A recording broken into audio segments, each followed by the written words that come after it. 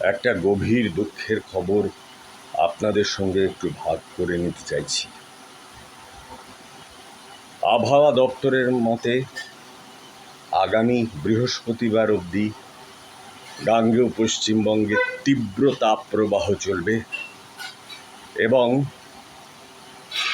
সেই সময় অবধি আমার গিন্নির কাছ থেকে কোনো রকম আদর আমি প্রত্যাশা করব না, এই রকমভাবে আমার হোম মিনিস্ট্রির তরফ থেকে অফিসিয়াল বিবৃতি দেওয়া হয়েছে।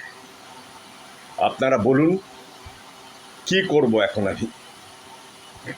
সবাই ভালো থাকবেন। জীবনে প্রচুর সমস্যা,